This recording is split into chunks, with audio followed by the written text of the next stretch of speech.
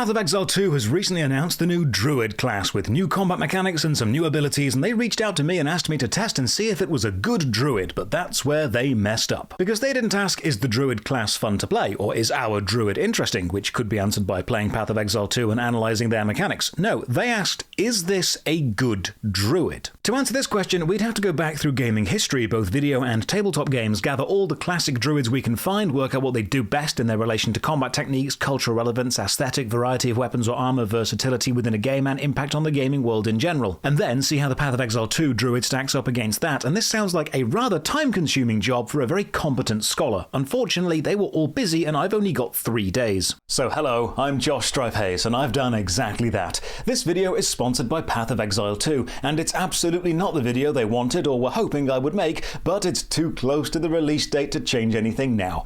Is Path of Exile 2's Druid a good Druid? Could it even be the best Druid? Who knows? Let's find out. But fair warning, due to the rather tight time limit of making this video, I'd like to apologise for my slight gaps in knowledge, which may result in what certain viewers call gross historical inaccuracies.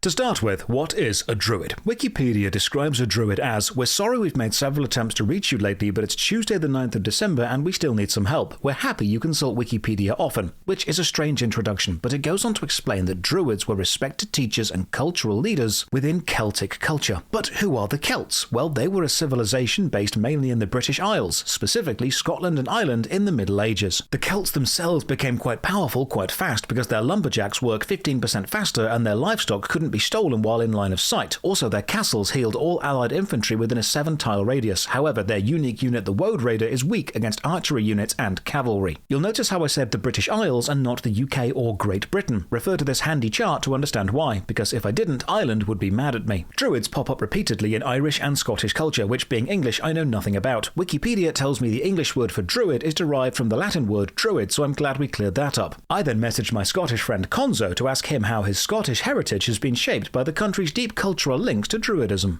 Josh, I'm not Scottish. I just live in Scotland. Fascinating input from Conzo there. I then messaged the Path of Exile community person Bex and asked her what she thought about the new Druid class in relation to the rich history of Druidic practices. This is what she had to say. Josh, I haven't worked on Path of Exile for years. Why are you asking me these questions? Fascinating input from Bex there. I was then able to ask the Path of Exile 2 game director Jonathan Rogers directly, is the new Druid class any good? This is what Jonathan Rogers, the game director of Path of Exile 2, had to say. Yes. That was Jonathan Rogers, game director of Path of Exile 2, when asked if the new Druid class was any good. The Wikipedia article on Druids is then very long and rather dry, but can be summed up like this. Druids popped up in the 4th century, they liked nature and stuff, and then nothing important happened until 1954 when famed dead author Rolkin Tolkien wrote the book version of the film The Lord of the Rings and introduced the world to Radagast the Brown. Okay, now we're cooking. Radagast the Brown, the world's very first fictional druid, if you ignore the several hundred years of rich Celtic mythology which came before, which for the purpose of this video we are going to do. Radagast the Brown is a nature-focused wizard who first appeared in The Hobbit, which is a sequel to The Lord of the Rings if you only go by the film's release dates. I can't show footage from the films without being claimed, so here's a dramatic reenaction of a vital scene from the film using sock puppets to explain who Radagast is. Oh, I'm Radagast the Brown. I'm a druid. He wears mainly furs with an earthy colour palette, browns and greens. He can communicate with animals, possibly shapeshift into one, has a stick, and if you licked him, he would probably taste of soil. So we have a baseline already. Druids are wise teachers connected with nature and the woods. They have a spiritual link to animals and the earth. The Scottish and Irish heritage gives us the green and brown colour palette aesthetic and Celtic music connections, and they can possibly shapeshift into animals. So they're like magical hippies, but less insufferable. Now, we're not going to focus on real people who very well could have been Druids, like Steve Irwin, David Attenborough, or Obi-Wan Kenobi. These peoples have strong connections to nature, yes, animals and midichlorians, but we're interested in in-game Druids. For the same reason, I won't be focusing on animated Druids like Poison Ivy, Komori from My Hero Academia, or the Swamp Benders from Avatar, because I know the moment I start researching Poison Ivy, I'm losing focus, and I've only got 4 days to make this video. Joseph Joestar from JoJo's Bizarre Adventure is absolutely being included because Hamon is nature power and Hermit Purple is a vine trap, so they are definitely a druid. Jump forward to 1974. Gary Gygax and Dave Arneson invent the concept of imagining things and immediately codify it into the first edition of Dungeons & Dragons, a book about how to think about stuff and then play a game with those thoughts provided you own dice and also had friends. Unfortunately, they both spent so much energy thinking up such fantastical names as Melf, they both forgot druids exist for about 2 years. Then they remembered, so they released an updated book called Advanced Dungeons & Dragons with more things they'd imagined, and now you could too. Within the book of fantasy imagined-based shenanigans were rules on how to play classes of characters, and there on page 22 of the free PDF are the rules for the druid, a subclass of the cleric. This druid values the balancing forces of nature. They have a minimum wisdom and charisma score because they are both very wisdomous and very sexy, and they can only wear wood or leather armor because metal dulls their magical powers and also chafes. At level 7, they gain the ability to shapeshift 3 times per day into a reptile, bird, or mammal, and if you licked this one, it would taste of paper. So we've continued the wise earth and animal-shaped Celtic theme, but now added sexiness and an aversion to metal. 7 years later, in 1983, Games Workshop released the fantasy tabletop miniatures game Warhammer. Now, Warhammer didn't specifically have any druids in it, but you could paint your models however you liked and just say they were druids. What were they going to do? Arrest you? Yes. Yes, they were, and they still will. You will build and paint your models exactly as Games Workshop intended, or so help me God, they will release another Space Marine lieutenant. 3 years later, in 1986, we would get the Commodore 64 game Druid, a hack-and-slash dungeon crawler where you play as Harsenax the Druid on his quest to kill the evil demon Akamantor. From this screenshot alone, we can see Harsenax the Druid is 43 wet, 68 hot, 50 squiggles, and currently has no golem. We can use our context clues to infer this means you can summon a golem. The Druid lore has been expanded. They can now summon mythical creatures to help them. They have cool names with X in them, and they are exactly 50 squiggles. Now, many prominent scholars will quickly point out that the Druid in Druid is wearing a blue robe, not earthen brown or green, which likely makes him a wizard, not a druid, based on colour theory. However, the colour blue can still be found in nature, such as the colour of the sky or blue paint. Then nothing happened for 8 years, and in 1994, the card game Magic the Gathering dared to ask the question, what if cardboard was expensive? It would go on to realise this dream only 25 years later, but back then it printed the first druid called Ichanumon Druid, a green creature which punished your opponent for casting instant spells beyond the first instant spell they cast each of their turns, and has gone on to become known as utterly useless. We can, however, take a look at most of the Magic the Gathering Druid cards and see they are almost all green, the colour of nature, growth, and green screens. We can see from the art this druid is in shape and rather attractive, continuing the sexy theme. 2 years later, in 1996, Blizzard would release the hack-and-slash Path of Exile-like game Diablo, allowing us to ask such questions as, did Diablo have a druid class, and allowing such answers as, no. 2 years after that, in 1998, Magic the Gathering would release the new druid Norwood Priestess, another sexy green creature which could tap to allow you to cheat creatures onto the battlefield directly from your hand, kind of like summoning a familiar, which is on theme. The card would release as an elf and later be retconned into an elf druid, giving us the very first use ever of the word elf in fantasy in relation to Magic the Gathering cards called Norwood Priestess. In that same year, the very first RPG video game ever would release, Baldur's Gate 1 Search for the Gate. In that game, you play as the titular character Baldur on an epic journey to find the plot. During that journey, you can meet several interesting companions, including Jaheira, a badass fighter druid who will consolidate everything we knew about druids up till now. She's sexy, powerful, confident, connected to nature, wears furs and leather, can shapeshift into animals, call upon the power of nature to cast spells, probably likes both Scotland and Ireland, and if you licked her, Khalid would cry, then she would kill you. Only 1 year after 1998, in the year 1999, the first MMORPG ever would release, EverQuest. This game dared to ask the question, what if nerds had friends and also the internet, and allowed you to journey across the fictional land of Nosgoth together to stop the evil Emperor Light Yagami from collecting all the Dragon Balls. I assume I never finished it. EverQuest allowed you to pick your class, and Druid was among them. They're a special nature priest class and had fantastic healing. They worked well with half-elves and wood elves. They are also limited to leather armor, as the old D&D Druids were.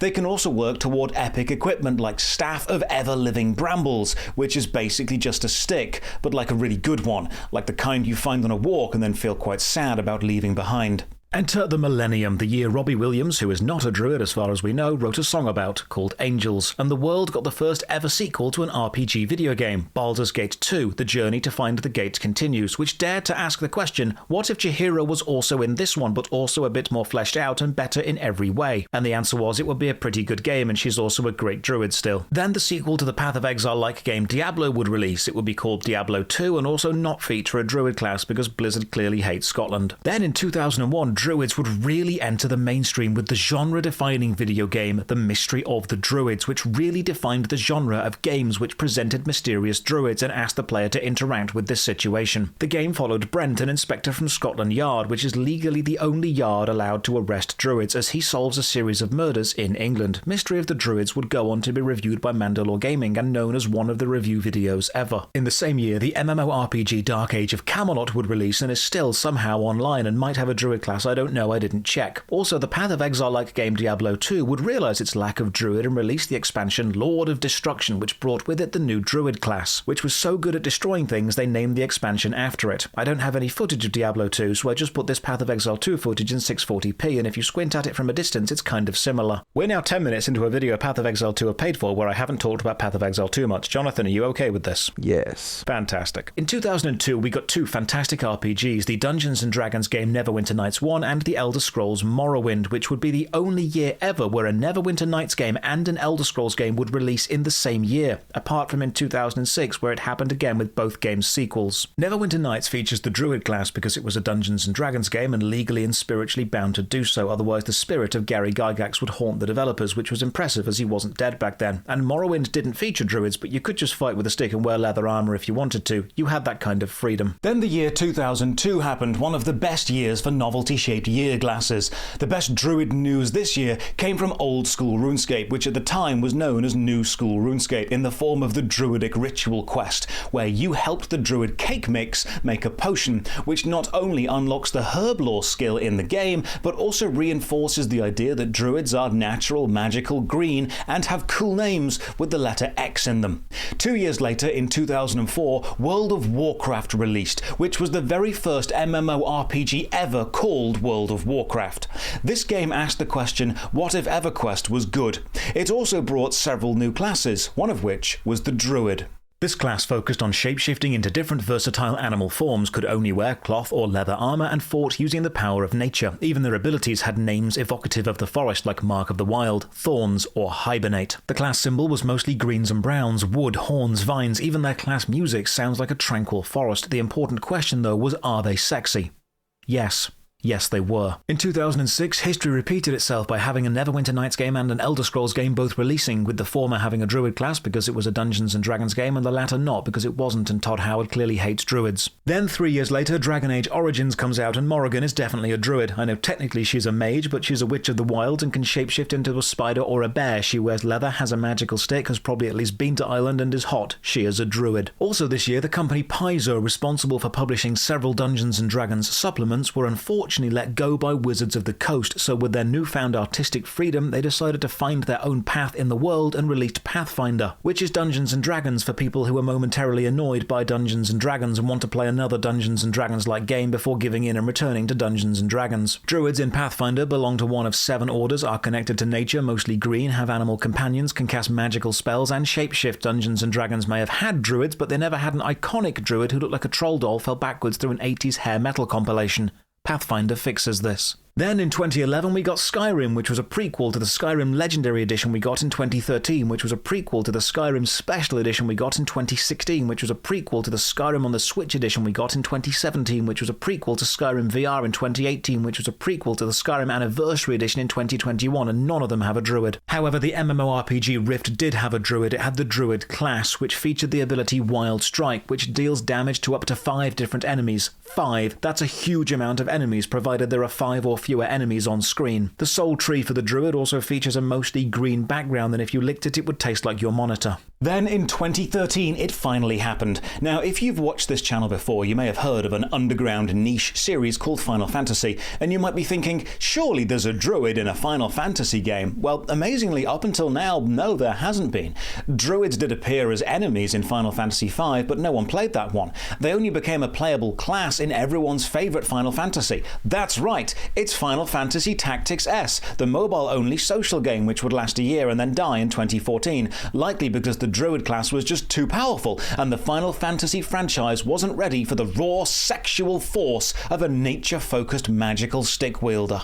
2 years later, once all the tears had dried up from the loss of Final Fantasy Tactics S, the social mobile game which literally some people were playing, we saw the first ever expansion pack for an MMO RPG, Guild Wars 2: Heart of Thorns. This expansion brought a new elite specialization for the ranger class, the Druid. The key art was green and brown. They fight with a stick, cast magic using glyphs, have a nature god they pray to, use vines to trap enemies, can morph into a powerful celestial avatar form, and more importantly, are sexy. Now, scholars are still debating if the Druids in Guild Wars 2 are made of more or less squiggles than the Druids in the Commodore 64 game Druid, but they believe they may very well be. Pillars of Eternity also released this year and features a Druid class shown by this handsome portrait and features gameplay abilities such as bonus 3rd level spell.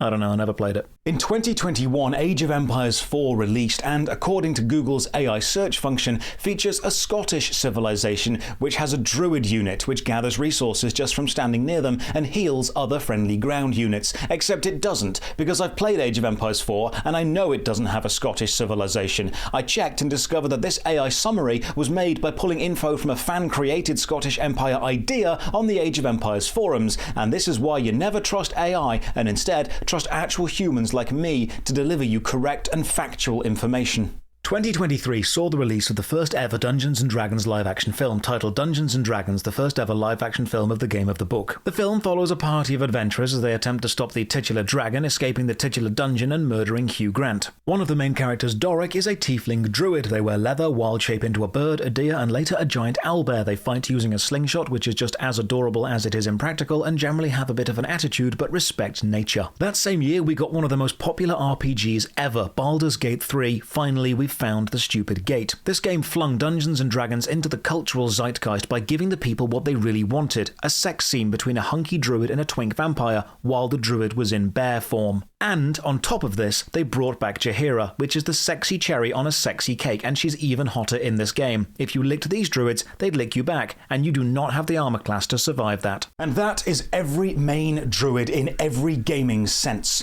Let's collate the data.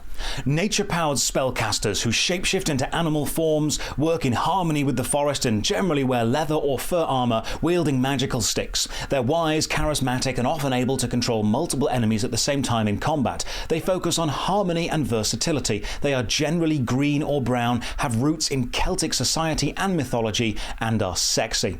And with that all sorted, we can finally ask the question, how does the Path of Exile 2 Druid stack up to all the others?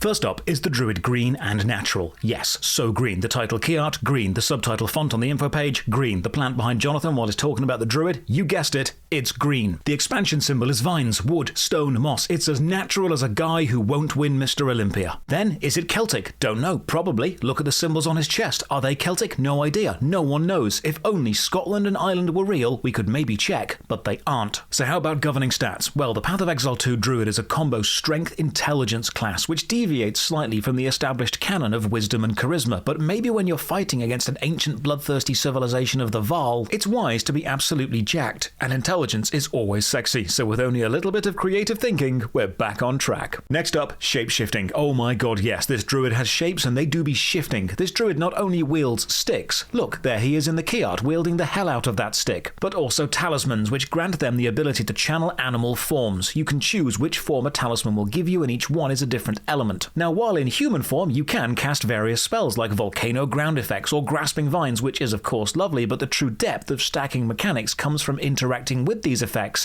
while in one of the three elemental animal forms. The wolf form focuses on cold attacks, speed, and summoning minions to fight alongside it because it's a pack animal, and as we all know, furries are stronger in groups. Certain skills will mark enemies, and if enemies die while marked, they'll come back as your little wolfy minions, allowing you to turn small enemies into small allies. But what if you're fighting a boss and there are no small enemies to kill. Don't worry, you can still mark the boss, then consume the mark to spawn a minion anyway. Then use the power of the Muwoon to become even stronger for a bit. The wolf truly is the alpha in this Omega-verse. If Ice Wolf isn't your thing, how about a hot bear? No, not Halcyon. Okay, kind of Halcyon, but specifically this hot bear. Bear form imbues itself with fire and unstoppable rage as it barrels across the battlefield and literally tramples over its enemies. The bear uses war cries to empower itself, combined with the new echo effects to war cry again, because bears are always ready to go again. Charging over a volcano you placed as a human while in bear form will cause it to spew even more fire, and later you can get rare talismans which alter your animal forms into more powerful versions, like this one which turns the bear into a demon, as if it wasn't already. Last but not least, you'll be shocked to know we haven't forgotten the Scalies. Literally shocked, because the wyvern form channels lightning. Slashing with its winged claws, the wyvern can take to the sky and rain fire down on your enemies, and when they're dead, you can then eat those enemies to gain charges, then spend those charges on planting yourself firmly in the ground and spitting streams of high damage fireballs like a winged biological artillery cannon. Or spit oil and then fireballs, which of course set your enemy on fire better, then shock them, or combine all of this into even more damage. But remember, while you're human, you can still do cool stuff, cast vines and plants and summon storms and do all the regular druid things, but it wouldn't be Path of Exile 2 without some stacking mechanics. So summon some vines, then cast a rain cloud to water the vines and make them stronger, or use the new support gems which bring area of effect spells with you, like making your firestorm follow you, or having a lightning storm move across the battlefield like an angry ally. But what if you want to try the druid class but you're not ready to give up your favorite skill from your favorite class just yet? Well, guess what? You can use skill gems from other classes in the new totem